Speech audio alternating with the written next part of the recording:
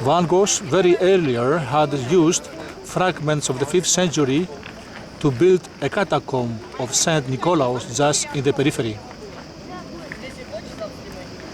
The honor of its completion fell to the exquisite Emperor Hadrian in 130 after Apollonius. The great man put it gigantic statue of Zeus in Chryselephantine, like the magnificent one of Phidias in Olympia and here in the Parthenon. Hadrian built the great library which still partially survives. All these marvels, along with the Athena Promachos in Parthenon, the crazed Constantine the apostate took them to Constantinople to adore a cultureless, a caroless, a monolithic, a dark, spiritually city of his own.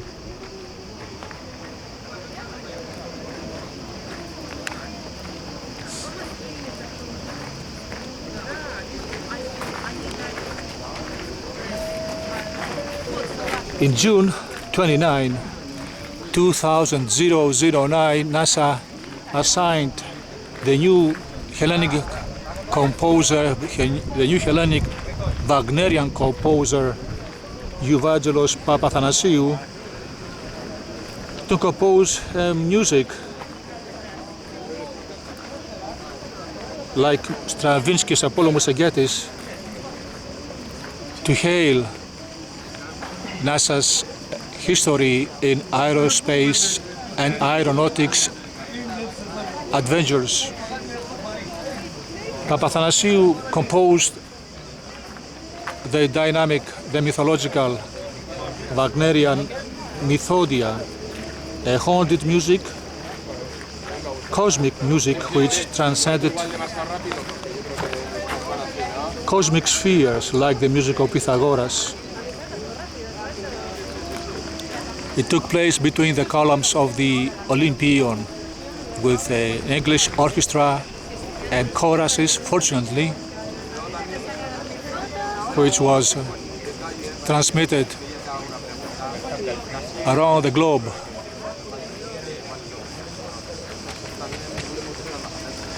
Here on Parthenon, the great Scot Sean Connery came and raised his fist to the Attic sky, proclaiming his desire to play Socrates in a futurist movie.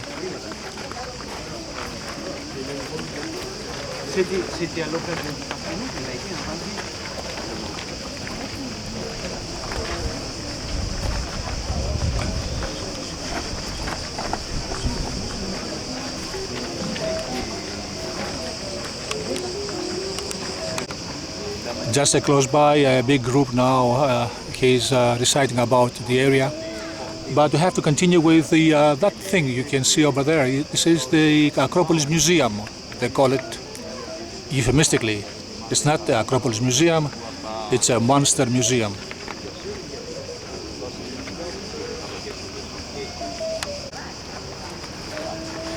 The Hellenes called it the Monster Museum because it derives out from Adam's family property.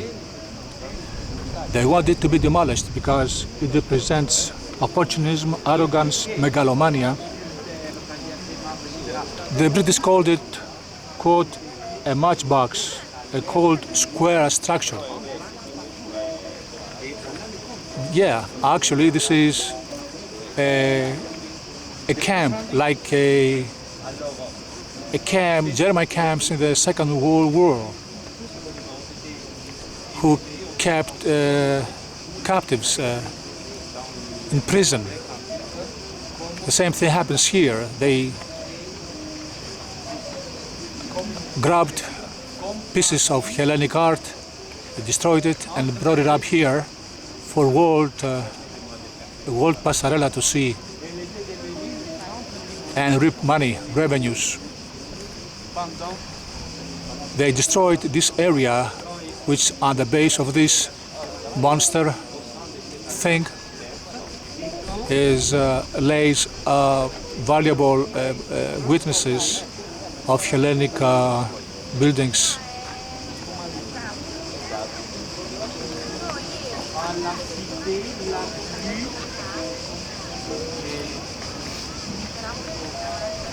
The process of destroying this area was be doing during the nightfall, good conspirators, doing a wrong thing. They knew it, and they had the license to do it during the night. So they had a double-faced solution to that problem. During the day, under the sun, things were quiet and innocent. During the night, spades and iron and machines drilling and breaking up remains.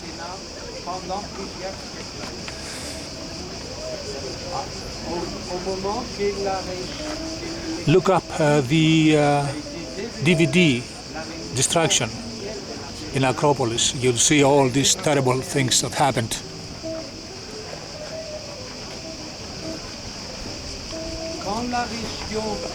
Well, what can we do about it? The world has to institutionalize another kind of court, like the one we used to have in the market trial in Tennessee.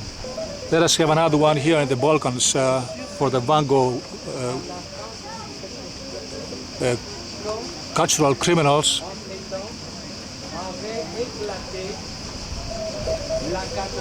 Let's put them on the stand and the world judges them.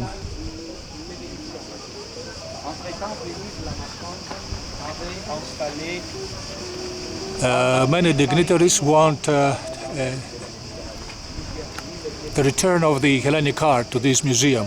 Among them, a guy from my country of education and upbringing, Canada, Van Gogh Steve Aston, Minister of Internal Affairs in the Canadian province of Manitoba in 2006, he put it forward, a plea for the return of the Hellenic art around the world.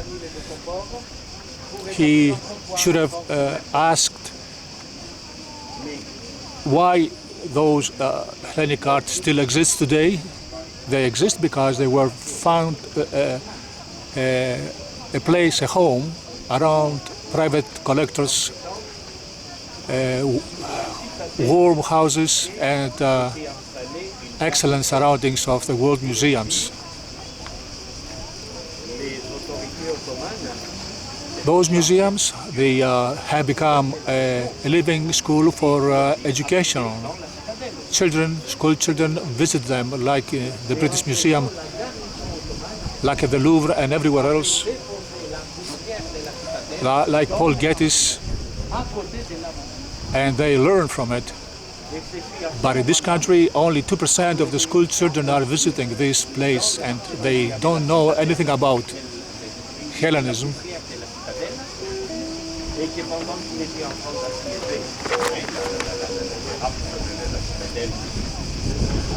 Van Goghs are megalomaniac people. They wanted to spend 6 million euros for the inauguration of this thing. It's a country which he is in the brink of bankruptcy, culturally and economically, has no identity, ethnic identity of their own, and still they want to play big and important. The inauguration date arrived in the day of June 2009, and a clergy of Orthodox Christians came to bless it. And please don't laugh. Just like Pizarro had returned to the funeral of the King's Tupa Amaru's funeral when he had ordered his execution and dismemberment, and he came back to shed tears and send his condolences. world dignitaries arrived, full of inflated minds and importance. They celebrated the inauguration date. Television and other media arrived just to witness pieces of Hellenic art, headless, armless, legless, blind from sharp tools in their sockets of marble eyes, crippled. These are works of Christian, the enemy of Hellenism.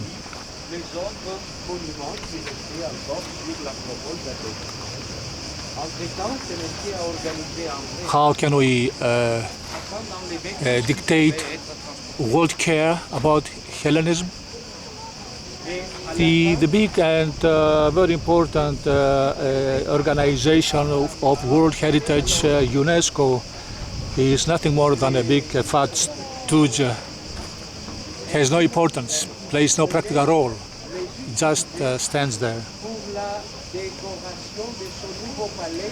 But during that distraction in Makrigiannis, some organizations and men protested around the world. But practically nothing happened. Not only that, but the European Union paid 85 million euros to build it.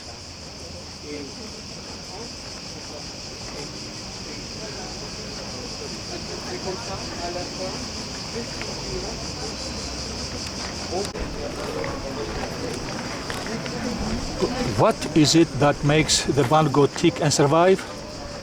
Is it world indifference, inability, inaccessibility, political correctness, or vandik manipulation of them all? It is true, they have developed a very effective system of mass manipulation of the voters. That's why they have the most effective political corruptive system in the world. In consequence of that, they have been elected by popular vote every 4 years in rotation for government offices, prime ministers, ministers of cultural affairs, ministers of foreign affairs, etc., etc.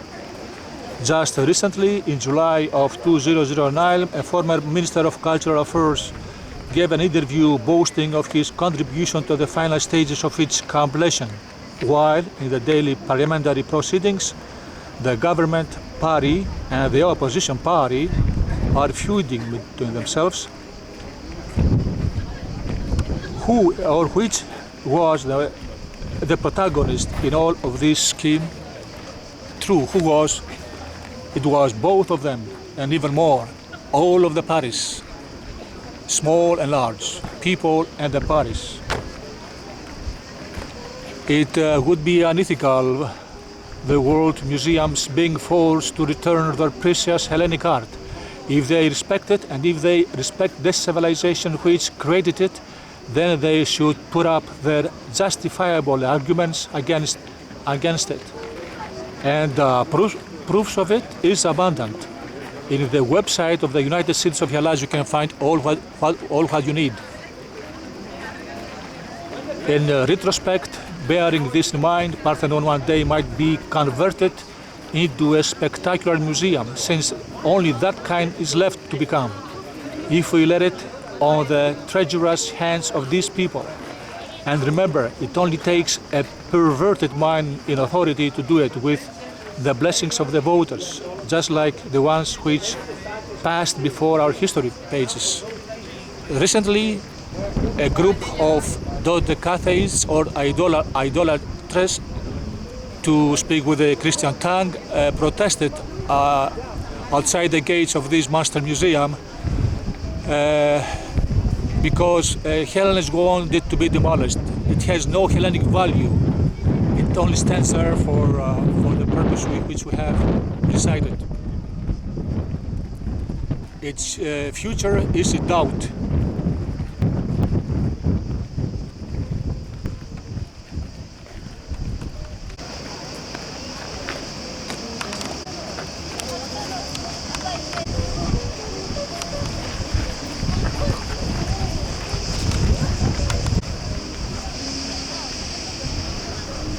This is Dionysos Theater. Lycurgos built it to 20,000 capacity in 326. And here the dramatist used to play. When Plato came for competition here, when he heard Socrates lecturing, he took flight, and he said, "Hephaestus, come here, Plato needs you in this moment."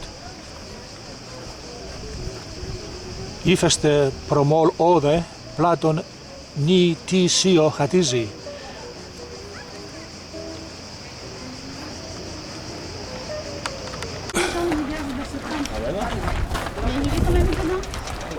Les temples, c'est surtout pour les cérémonies. Je vivais pas trop. T'avais peut-être les prêtres qui vivaient là.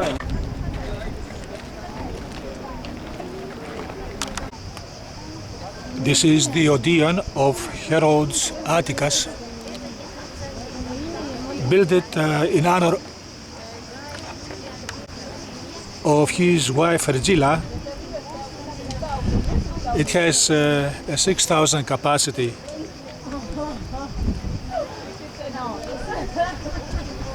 Herod's rich family, Julia, spent a lot of money to educate his son like Philip, and he had a lot of public works erected.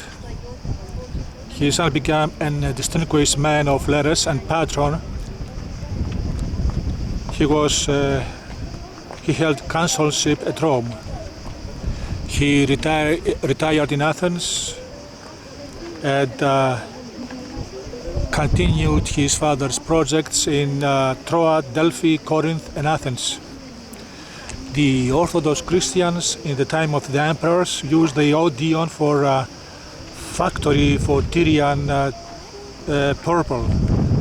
The Turks use it for redoubt, that is an interior stronghold. Also, the Turks had used the Parthenon to reside his sultan, and the Christians used the Parthenon also for a catacomb, if that is possible.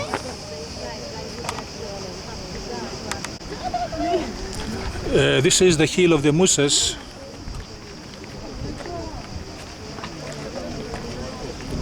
It is 148 meters high.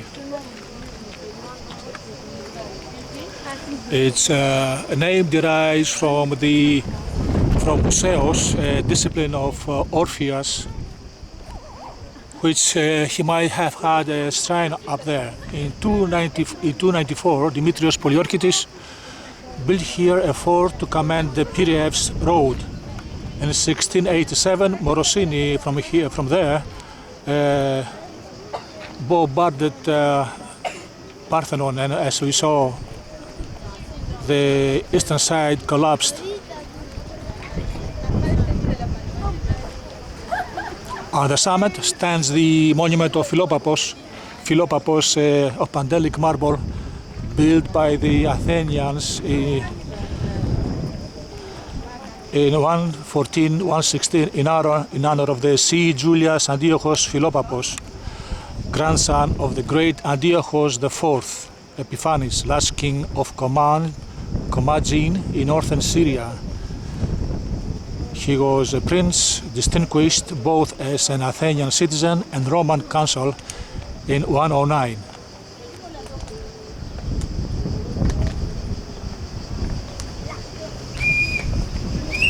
Syriacus of Ancona in 1436 saw the complex intact, while later, under the Ottomans, it became ruins.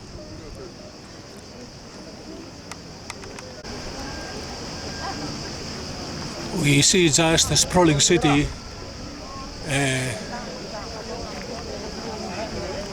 which is like the main theme of the Western movie Makina's Gold. The guy sings about the man who's searching for gold, crawling like ants on, like rats rather, on the rocks below. searching for gold. Something like this happened in this country, in these people. They are like the Murukaba termites, which on their wake they destroyed everything. And that in the movie of The Naked Jungle with Charlton Heston. Truly, nothing is left, only by accident. Pod uwagę, że wszyscy zawsze będziemy patrzyli na Partenon z dołu. Dlaczego? Dlatego, że jest to takim pozór, prawda? Postanowili więc, że jeżeli by wykonali wszystkie kolumny jednej strony Partenonu dokładnie między sobą równoległe, to wrażenie patrzącego z dołu by było, że on... Mała jest dziewczynka. No, ale nie ma, aplaudyna jest.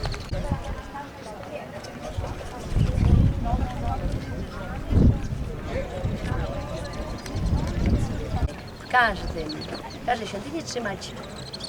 Co to jest teraz? To tutaj strzela pan dobrze. Mam aparat wzięty.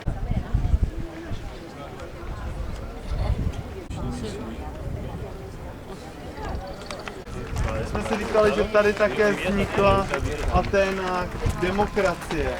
Co znamená demokracie?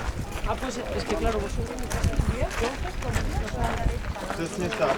Jsou to dvě řecká slova. Demos, jakoby lid, a kratos je vláda. Takže vláda lidu, která tady vznikla za toho 5. století.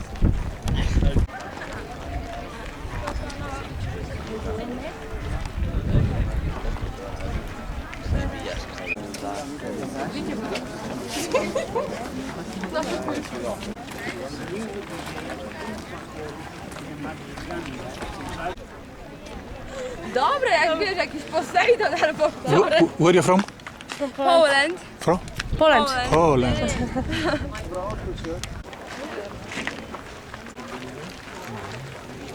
Плохо. Давайте откроем.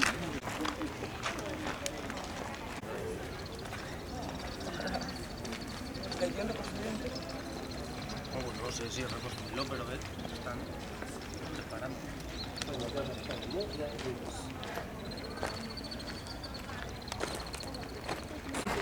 Is het theater bedoeld voor muziek- en danswedstrijden? Zo ooit was overdekt met een cipressendak, dus was toe, kon je daar in de koelte gaan zitten. En was langs binnen helemaal versierd. Bo mam pełno moim aparatem, to ci potem w domu pokażę, jak całą kolumnę są. Bo tak to nie widać. Znaczy o 6, bo 6 godzin się jedzie do Aten. 靠近了啊！对对对，靠近，对对对对，这样好。来，准备，1、2，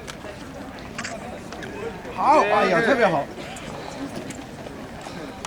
Where are you from, guys? Where are you from? From China? China, eh? So you're an ancient civilization too, eh? Good. 谢谢你， Eh?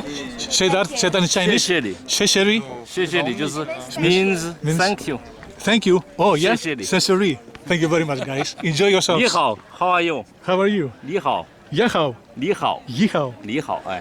We have to learn Chinese someday because you become a world economic power, guys, and we can't do without you anymore. But be good to the environment, eh?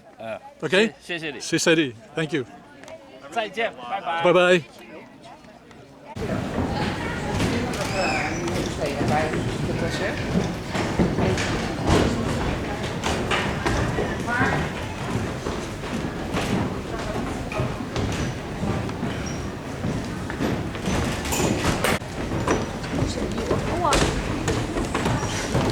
Czekajcie chwilę. Thus this across is the Areospagos, which we are gonna visit soon. Sí, un pasillo, no en el medio, un pasillo para los que van a bajar. Entonces por aquí, por favor. O allá o aquí. O sea, una de las dos cosas. Claro. Porque, claro, vamos a estorbar a los que quieren pasar y bajar. Entonces, todos aquí, por ahí o por allá. Que dejen un pasillo para los que quieren bajar, ¿vale? Passando da quella porta libere, archeologi.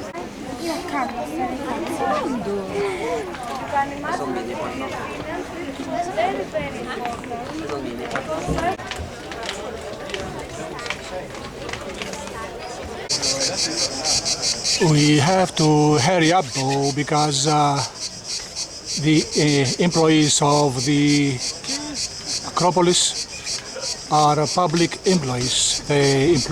Employees they work office hours 8 to 2:30.